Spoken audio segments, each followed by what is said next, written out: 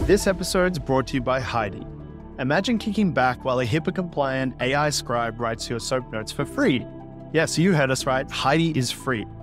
I'm Dr. Tom, Heidi's CEO and founder, and we started Heidi to stop clinicians wasting their life on clinical documentation. Heidi transforms your consult babble into crisp, clear soap notes, personalizing itself with every edit. One day, Heidi will be your AI resident, looking through research, explaining plans, and doing anything you don't want to. If you currently pay for an AI scribe in your practice, you should swap to Heidi. We'll even credit you for anything you've already paid. Dive into the description for the link and make your practice the envy of every stethoscope in town. Sign up and watch Heidi work its magic, all for free, because you've got better things to do.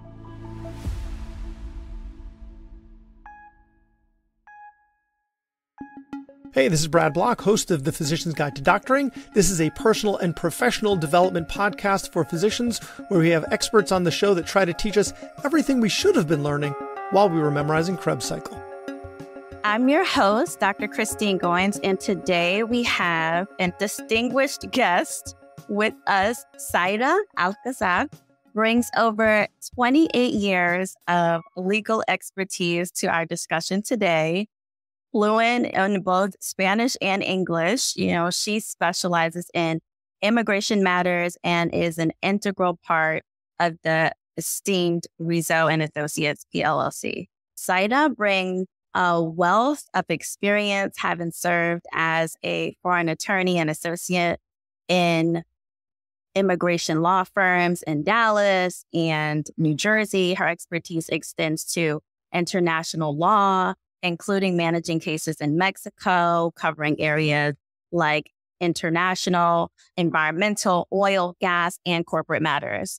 Sayra holds a Master's of Law from Southern Methodist University and a Juris Doctorate from LaSalle University School of Law in Mexico. She's also an active member of the bar. Today, we are so privileged to have Sayra as our guest to share her wealth of knowledge and insights, especially concerning immigration matters. So welcome, Sayra. Thank you. Thank you, Kristine. Thank you for having me. So could you share first just your journey of becoming an immigration attorney and why you chose this field?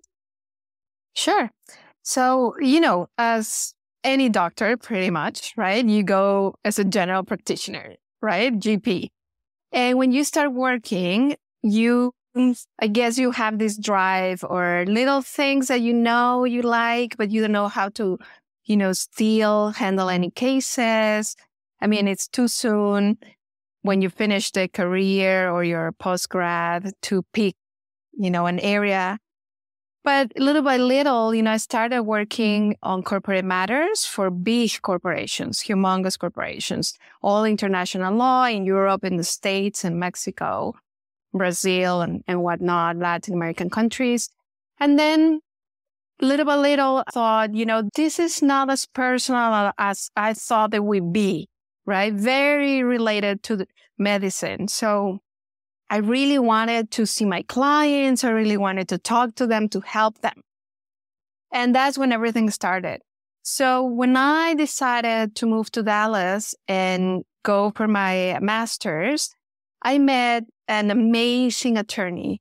And she graduated from Georgetown University. And at that point, she said, the first time she said, "You are bilingual, you're Mexican. I mean, come on, do something for the immigration community." And to me, that was like my aha moment. Finally, I can really help the people I like, the community. I want to, bring together, the language barrier. It's a huge problem for most of people that move around the world.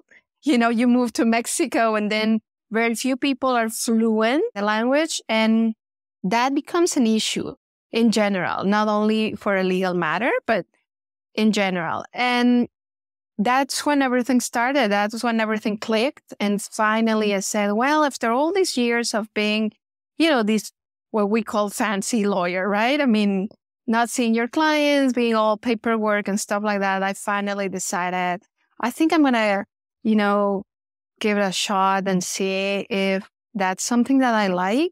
Definitely harder than I expected because, of course, you have to meet with the client on a daily basis and you have to deal with all their emotions, all their, worries, everything. It's not only about the legal matter, right? So, but also on the other hand, you become almost like a family member, right? So they trust you. They are going to follow your advice. And that to me is precious. That to me has been the best gift ever. So immigration is this area of law that involves a lot of things. And I think we're going to talk a little bit about that. And hopefully we'll have time to talk about tax issues, for example, financial issues, buying property in other countries, all those things, right? I mean, you want to integrate. You want to become part of the community where you are moving in. So even opening a bank account, right? I mean, things as simple as that become a huge issue for immigrants in general.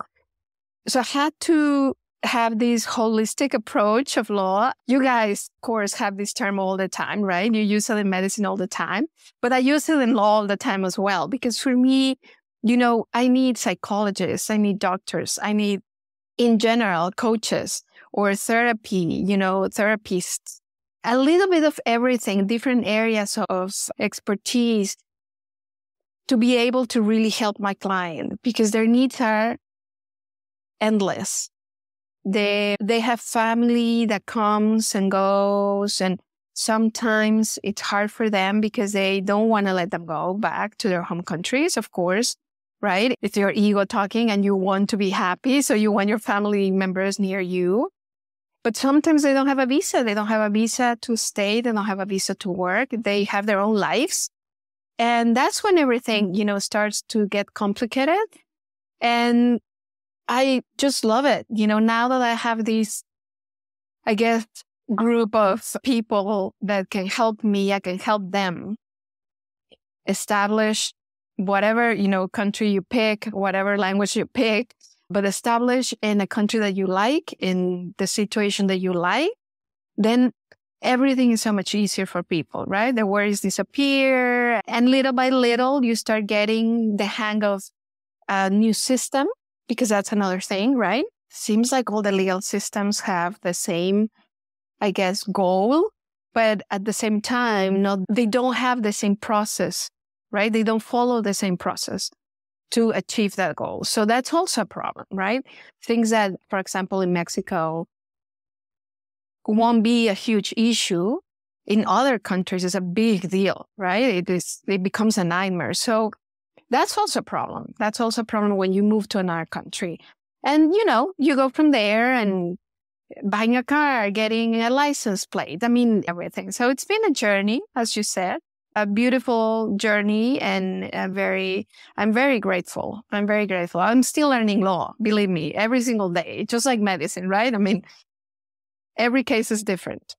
It's so interesting just listening to you explain, your journey into immigration law. Reminds me so much of medicine, as you were pointing out, and this alignment of wanting to be closer to your clients and wanting to collaborate, even with other,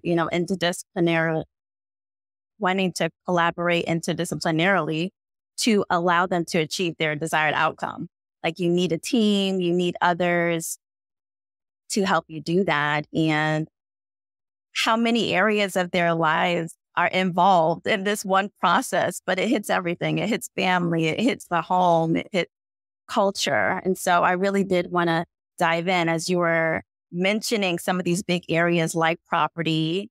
I'm thinking about buying property in Mexico. And just so everyone knows, not only is she an amazing immigration attorney, she's also my yoga teacher in Mexico. And so, but in this process of learning about how to go about land ownership, like what are some of the regulations or restrictions, let's say for a U.S. citizen to begin a process like that, to legally own land in Mexico?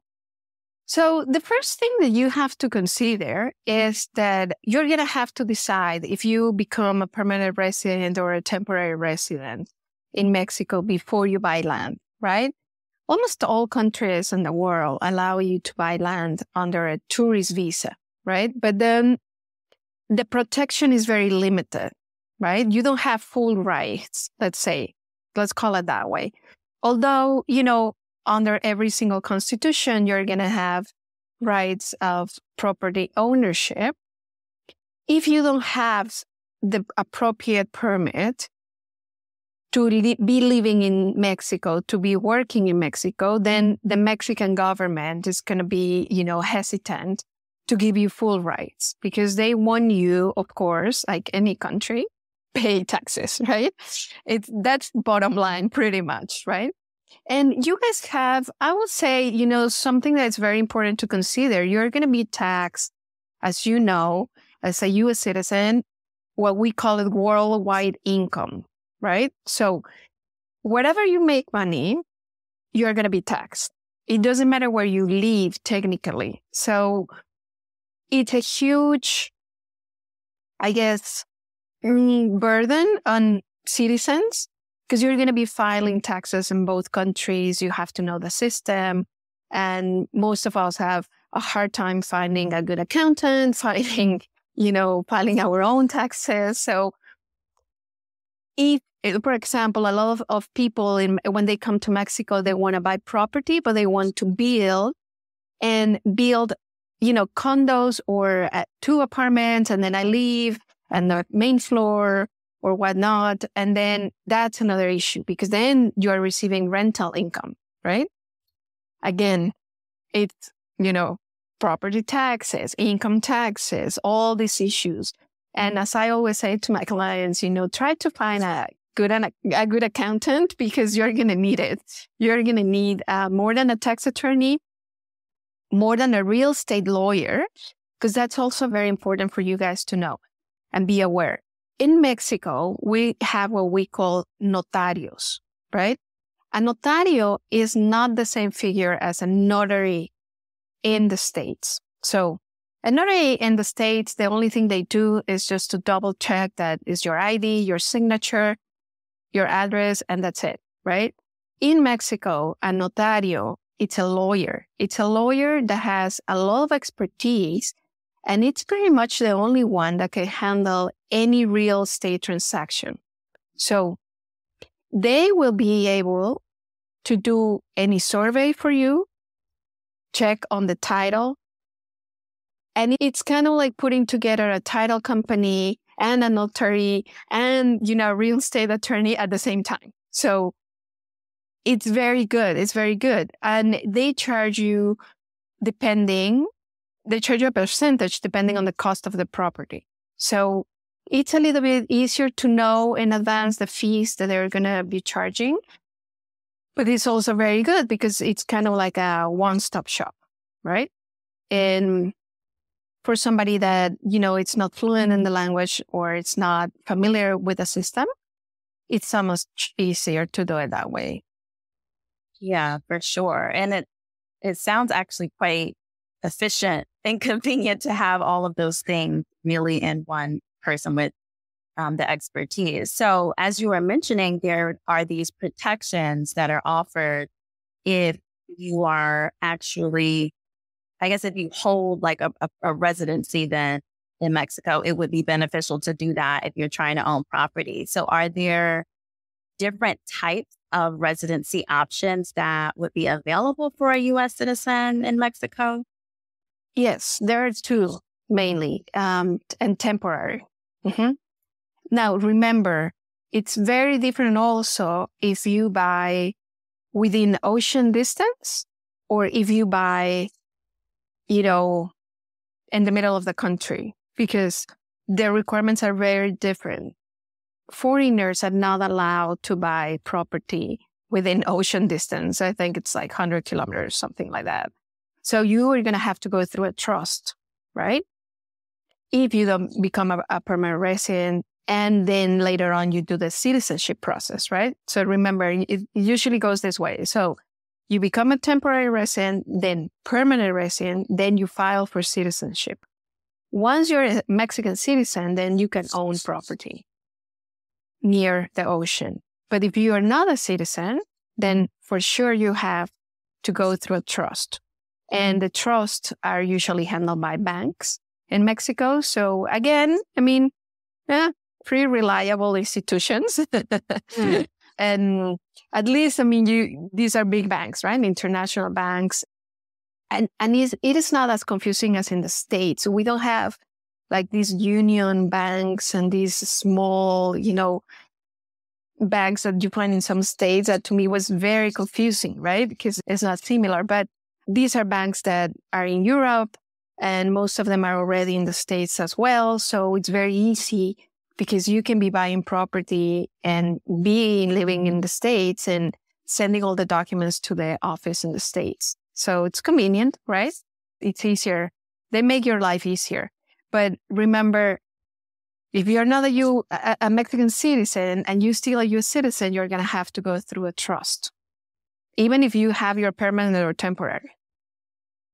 Okay. So if you are, let's say you are not yet a citizen, because I'm assuming that takes time, like what are actually the requirements? Like what does that look like in terms of the step-by-step process of obtaining your residency? Okay. So you are going to start by going to the Mexican consulate in the nearest Mexican consulate that you can find, depending on the state that you live, right? As some of us know, if you live in a big state, in an important state, Mexico, the Mexican government is going to have representation there. But if you don't live in an important state, you're going to have to go to either Washington, D.C. or, San Diego or L.A. where, there's concentration of Mexicans, where there's a need of a Mexican consulate. There, they are going to ask you for financial proof of solvency, where we call it, solvency, which is the most important part in Mexico. You either are going to have to prove that you have money in the bank, or you are making money, or you have property, or the three of them. Because some people, they make money, but not enough money. They have money in the bank, but they don't have enough money in the bank.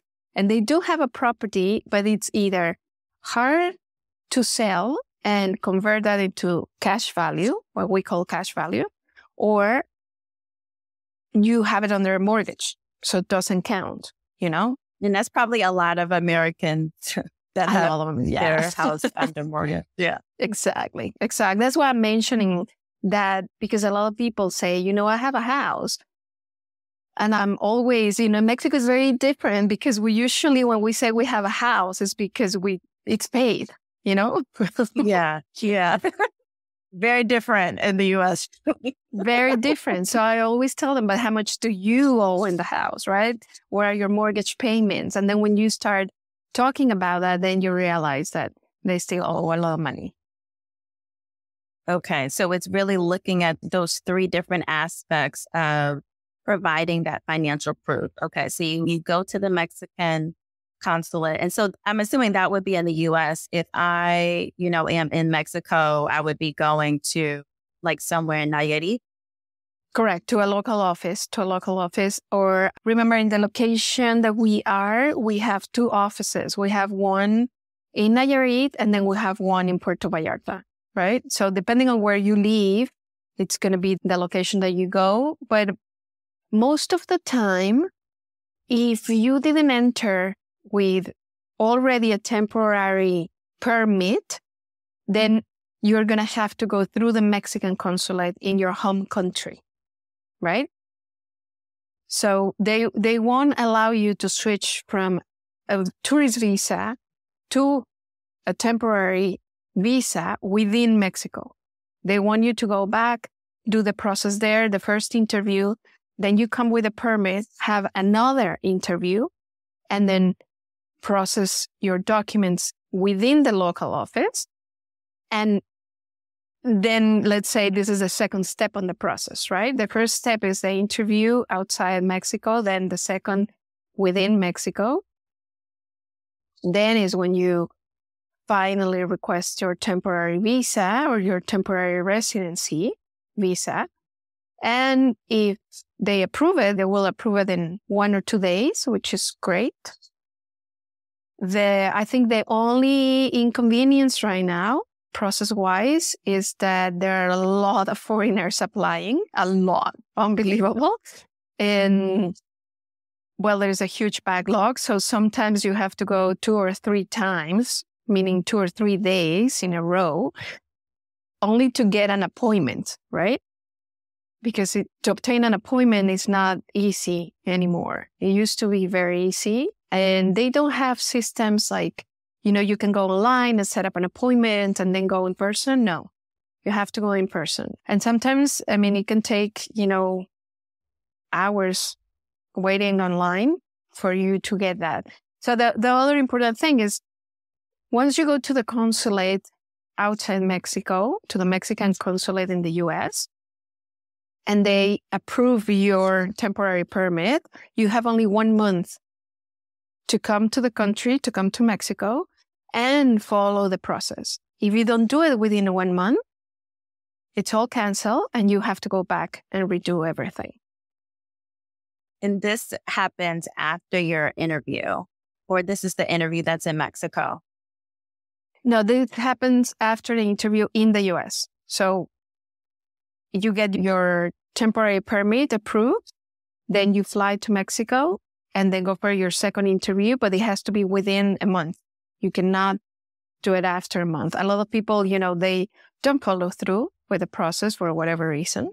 Maybe they got sick. Maybe, people get sick and has a hard time, but they don't follow through and they have to redo the whole thing again. And just like any immigration authority in the world, they don't like that, right? Because it's weird. How come you didn't do it, if you were excited about moving to Mexico or whatever. So they don't like it. And they will ask you for more documents.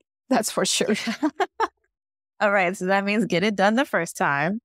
And so how long does that initial process take in the States? Is that just the 1 or 2 day period that you were mentioning? Like once you actually get the interview and submit the documents, then it takes about a day or 2. And then you get that time period of a month where you need to come to Mexico. Correct. This is like a day or 2. But I think the hardest part right now is just getting appointments, right? To the local office or to the Mexican consulate in the US. Canada, it's a little bit better. They do have a system online. It's super. You can, log in, request an appointment, and you see the availability, but the US doesn't have it. So you have to go in person and request an appointment. And sometimes that takes a month or 2 months to get the appointment. Once you get the appointment, it's easy, 1 or 2 days to get the permit.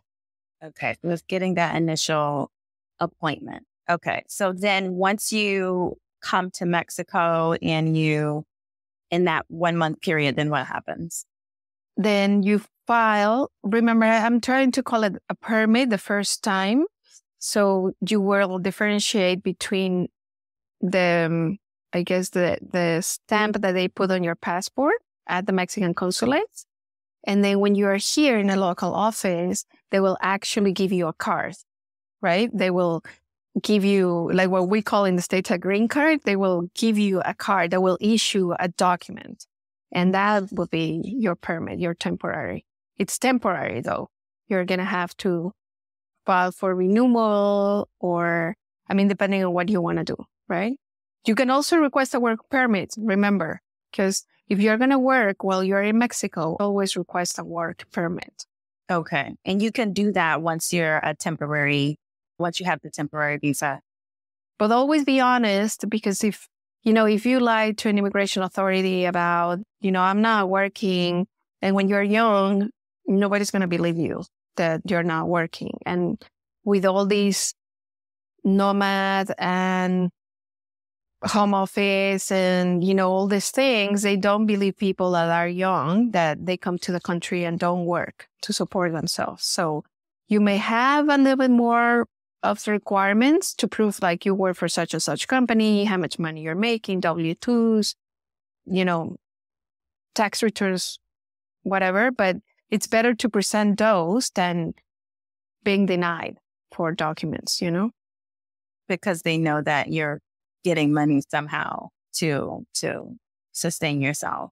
Remember, before the pandemic, it used to be more for people that retired in Mexico, right? Not anymore. Now young people want to come to Mexico and work from Mexico, right? But most people have their jobs back home. So it's going to be tricky if you don't present the financial proof again. Are you looking to diversify your investment portfolio and maximize your returns? By learning short-term investing skills, you can yield higher returns at compressed speeds by creating income on a daily and weekly basis. Today's sponsor, Lightspeed Investing, has amassed over a decade's worth of success and experience in this field to teach you how to leverage the futures and commodity financial markets. Inspired by the billionaire natural gas trader John Arnold, Lightspeed Investing has built a proprietary training and educational platform. For more information, connect with President and CEO Philip J. Hawk Chan on LinkedIn, or you can start your journey towards financial freedom and abundance at Lightspeed rates, like many medical professionals already have.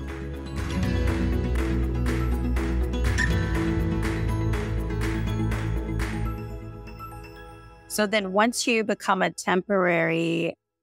once you had your temporary visa, how long does it take to get your permanent visa, or what is that process? Well, usually 4 years. 4 years, it will give you the permit for 4 years. And it's also good to know that you can bring a car, for example, with foreign plates. Of course, Canada, the US, and Mexico have this treaty, used to be called NAFTA, but I think we all call it NAFTA still, but it's called TEMEC, which allows you for a lot of things.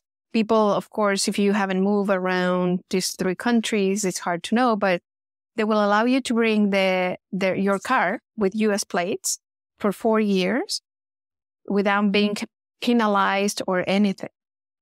You don't need to import the car either, so you don't have to pay. So there are a lot of benefits in that. It can be a new car, you still pay whatever, because that's another thing. You guys always pay a monthly fee. Again, it's different in Mexico. We buy the cars, we don't like to make payments on cars. But in the US, it's like that. So if you have your car, you can bring it with your temporary for 4 years without any problems, any import documents or anything.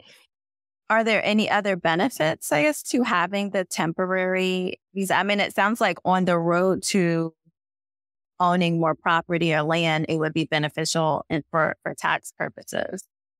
Correct, for sure. Tax purposes, mainly those two, right? I mean, people are trying, and I see this around the world. This is not only, the US and Mexico.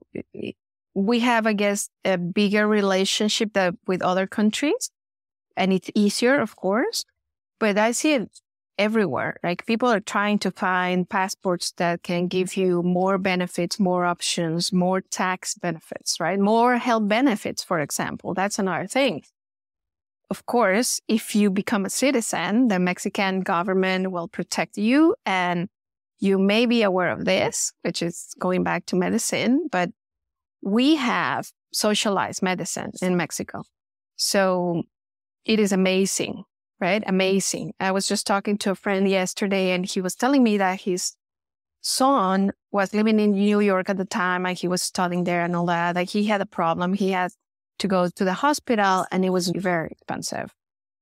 We all know that, right? If you don't have private insurance, forget it.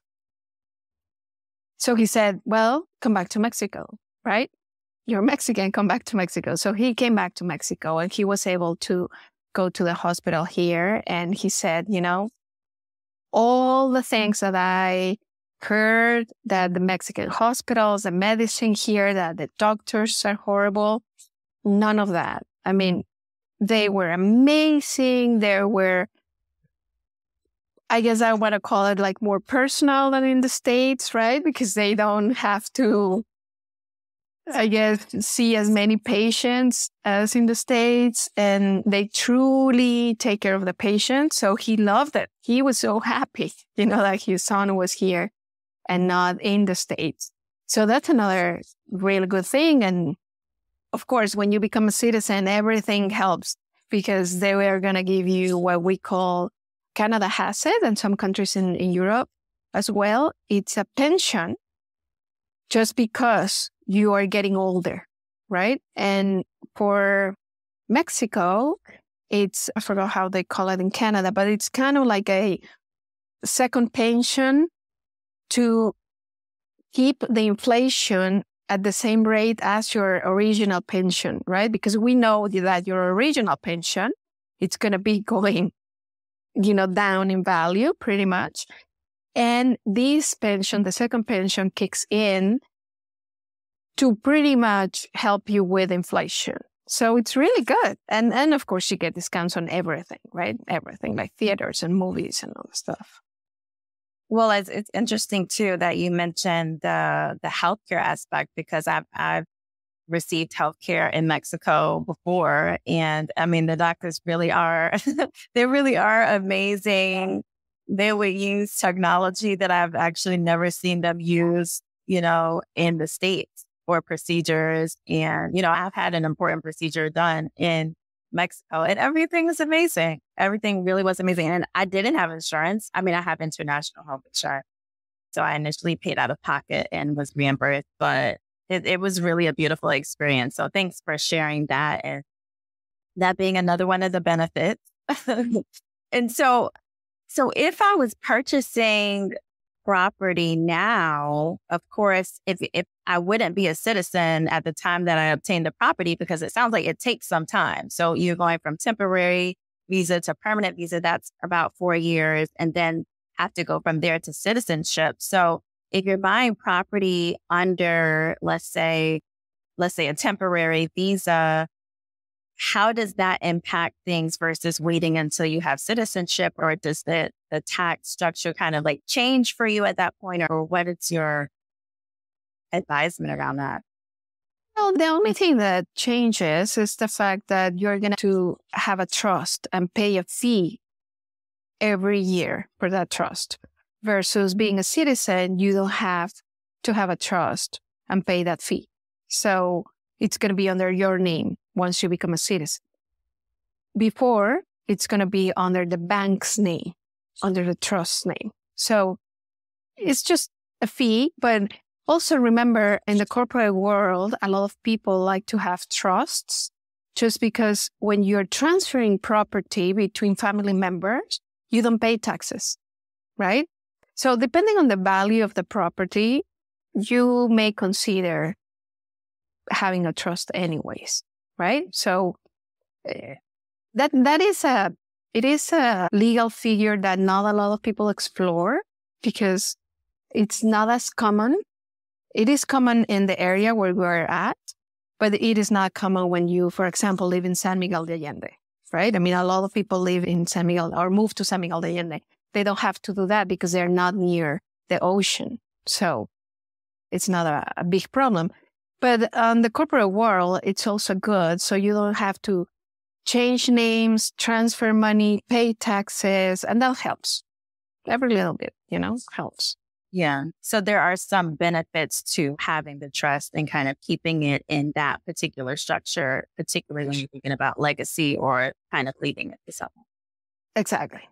And how does so we talked about going from temporary to permanent. So that's 4 years. And then going to citizenship. The final aspect. How long does that take? Well, it doesn't take long. It takes about 2 years. I think the main problem is it goes, I always laugh because I've heard that in the States, people always say, well, people should be fluent in the English language. Well, yeah, that's true, right? It helps to assimilate, it helps to integrate, it helps to understand the government. But when people come to Mexico and they have a hard time learning the language, then they understand the hardship that it becomes. So the test is going to be in Spanish, and you are going to have to be fluent in the language and have a conversation, plus the test, plus write some, sentences or paragraph, whatever the immigration officer. It's exactly the same in the States. We go back to confidence and so many aspects that people, when you move to another country, you lack that. So I find it easy when I work with a client and they really work on their confidence, because they can pass the test and they can speak the language and all that. But there are some clients that they can't. They just can't. They try. I've seen them. I've seen them in Mexico. I've seen them in the US, right? It's horrible because they understand the language, but they cannot speak. They don't have enough vocabulary. And, well, if you don't have enough vocabulary, you're not going to be able to pass. And it's frustrating, right? But that's it. It's just like any other citizenship test. They want you to be fluent in the country's language that you're applying to. Well, that makes a lot of sense. To be fluent in Spanish when you decided to become a Mexican citizen. So that means continuing all of my language classes and tutoring is all well worth it. So it's necessary for the process anyway. So that's really beautiful. Okay.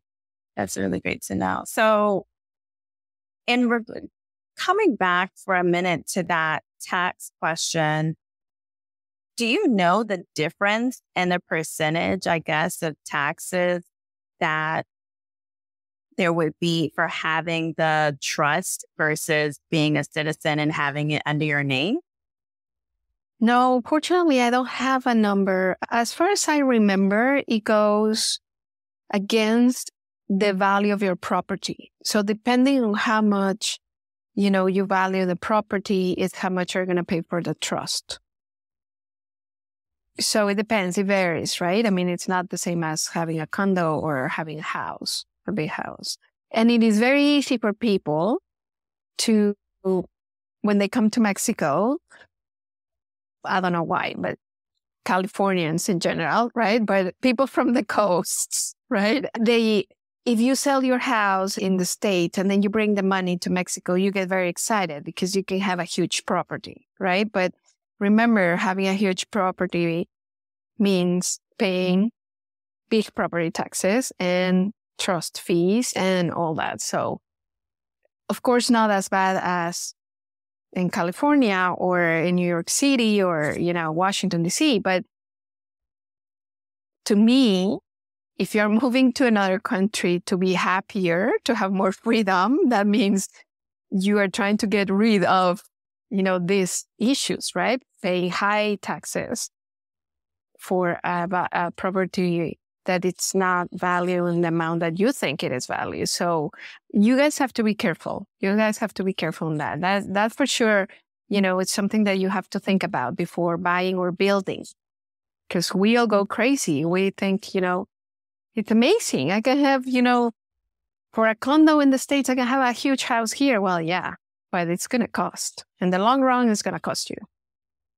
Yeah. So being mindful of what your financial obligations are going to be when you decide to make that switch. Yeah. No, that makes a lot of sense to think about all of those aspects. We were talking about closing costs and all these things. I was like, okay, all of these costs that I wasn't calculating when I was thinking about house designs and other things. So yeah, that makes a lot of sense. And how does the residency apply to your family members? Well, so if you are married and pretty much one of you makes enough income or has enough property, then your spouse can come with you the same as your kids, right? So it's easier. It's so much easier. Now, sometimes that's a problem because if you're single and you make a lot of money, then for sure they're going to prove your case. But if there's only one person within the household that makes money, and you're talking about 5 family members, right? 3 kids and the husband and then you, then immigration is going to raise the bar and say, well, you need to make this more, right? This much more. And sometimes people don't make it. So it just depends on how many family members you want to bring with you. For sure. No, that makes sense. I can understand that. Are there any initiatives or programs that support the cultural integration of, let's say just for example, U.S. citizens becoming residents in Mexico to kind of help with that transition? There are, I was thinking about that this morning, and there are some, but unfortunately, they're not going to be in small communities, right? They're going to be in big cities like Mexico City, Guadalajara, Monterrey, for sure, right? Spanish classes, the same as in the States, right? Like Spanish classes and then learn about the culture in Mexico, learn about the art in Mexico, all these things. But in small, I guess, towns or small regions like in Nayarit, it's very different because the government, they do not give enough resources to nonprofits to do that, because that's usually nonprofits that, are willing to work with the government and help citizens to integrate. In these towns, I don't see it as often as I see it. I am from Mexico City, so I can speak, that in Mexico City, you have a lot. I mean, just like in the States, you go to a university and they have tons of classes and, it's amazing. It's amazing because you interact with students that, regular students that are going through college or postgrad or whatever, and that helps a lot.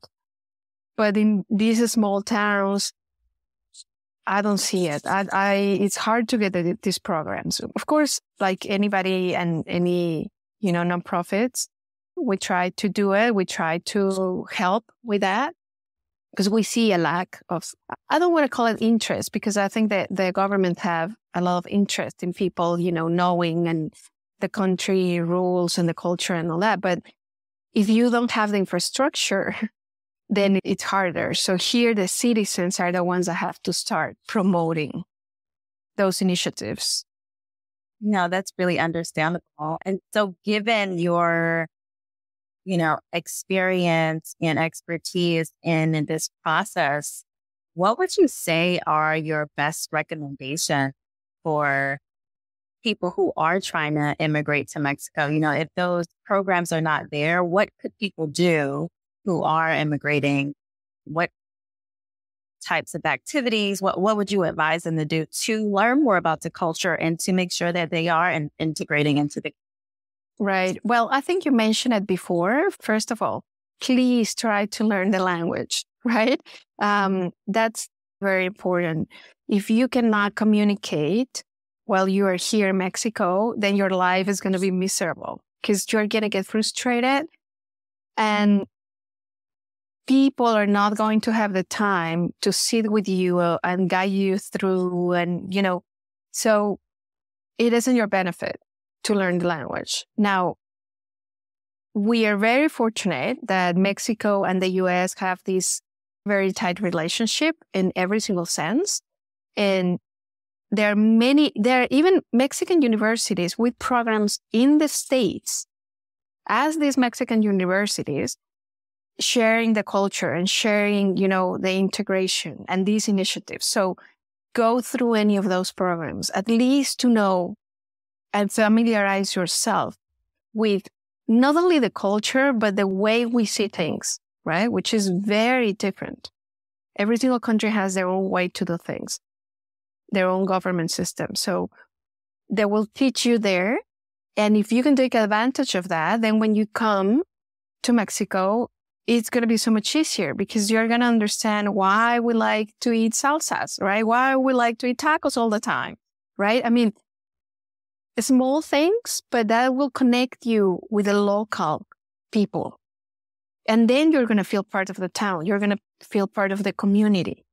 And then everything is going to be so much easier. You're going to like it. You're going to enjoy your days here. And of course, at some point, even move permanently to Mexico, right? Yes, that's the plan. That's the plan. Well, move, be part of the community, and then be able to go out and enter and share and explore and come back and have the community here, as the home base. That's my goal. That's my goal.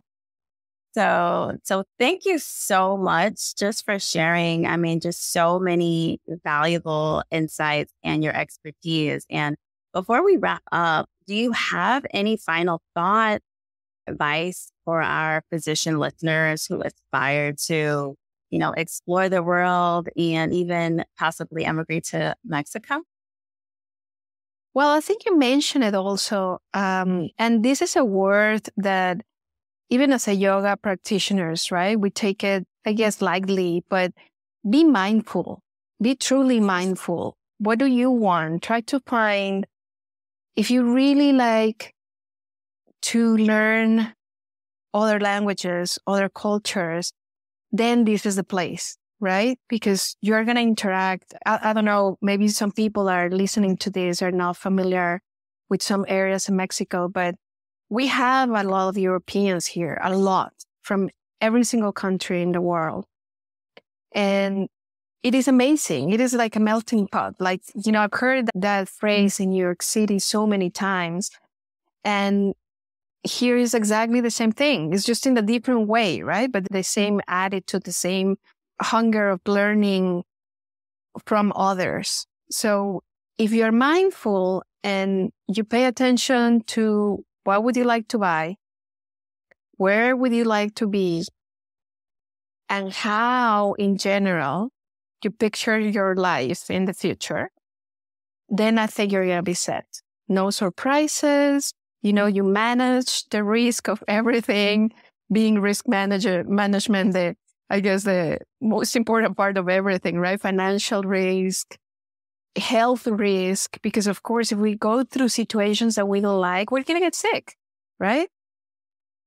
So try to be mindful, try to really pay attention and just be careful, try to find professionals. Doesn't mean that because we went to school, we know it all, but we went to school for a reason. And some of us, we really like to help people. So just try to find someone that you trust and go from there. And moving to different countries is an amazing experience. It is an amazing experience. You learn a lot from people and you learn a lot, from yourself. Adaptation. I mean, you adapt to so many things. You're resilient. It is amazing. It is amazing. So do it.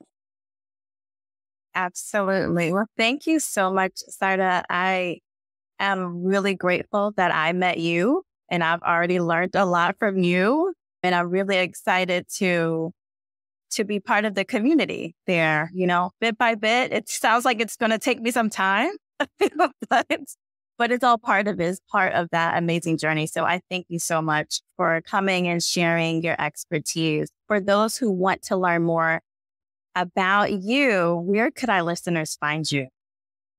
Okay, so we're based in Dallas, Texas, and my satellite office, it's in La Cruz, Nayarit, which is really close to Puerto Vallarta because people are more familiar with that name, Puerto Vallarta, Mexico.